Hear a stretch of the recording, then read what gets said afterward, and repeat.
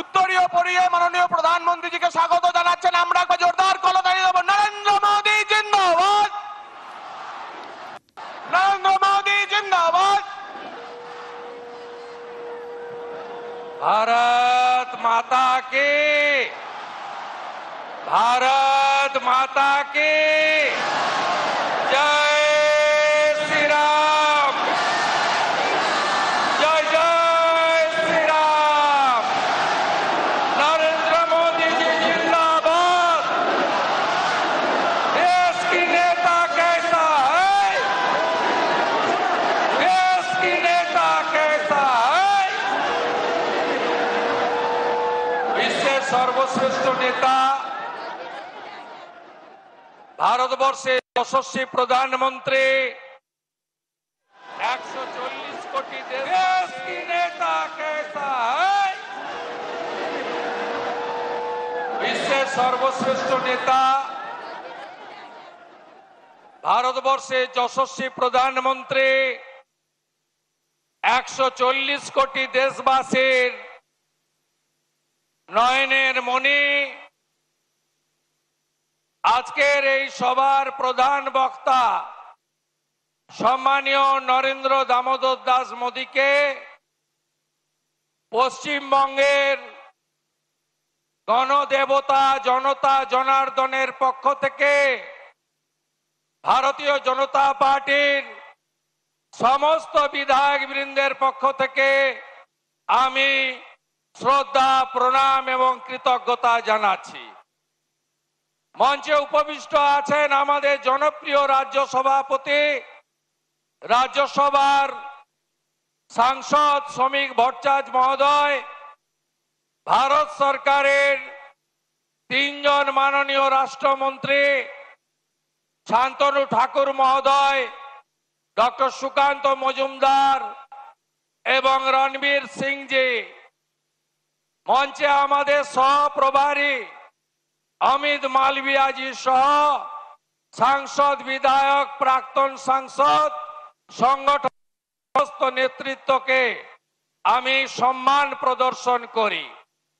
মাননীয় প্রধানমন্ত্রী সকাল থেকে বিহারে একাধিক উন্নয়ন এবং জনসভা করে পশ্চিমবঙ্গের কলকাতাতে 5,500 কোটি টাকার উন্নয়নের ডালি ইতিমধ্যে বাংলার মানুষকে, কলকাতার মানুষকে উপহার দিয়ে এখানে এসেছেন।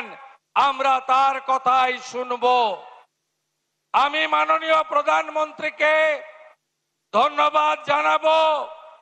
2019 সাল থেকে 2026 অর্থবর্ষ 25-26 তিনি কলকাতার মেট্রোর জন্য 1,841 কোটি টাকা দিয়ে আজকে শিয়ালদা হাওড়া কলকাতা এয়ারপোর্টকে জুড়ে দেওয়ার এক ঐতিহাসিক উন্নয়নের কাজ করলেন।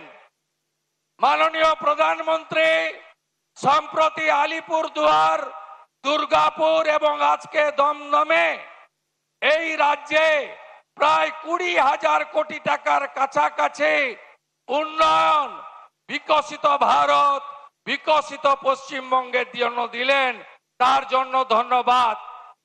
মাননীয় প্রধানমন্ত্রী আমাদের সকলের নেতা 15ই আগস্ট লালকেল্লার প্রাচীর থেকে যুগান্তকারী সিদ্ধান্ত নিয়েছেন যে ডেমোগ্রাফি পরিবর্তন নিয়ে বিশেষ সমীক্ষা হবে আর অবৈধ অনুপ্রবেশকারী মুক্ত ভারতবর্ষ হবে।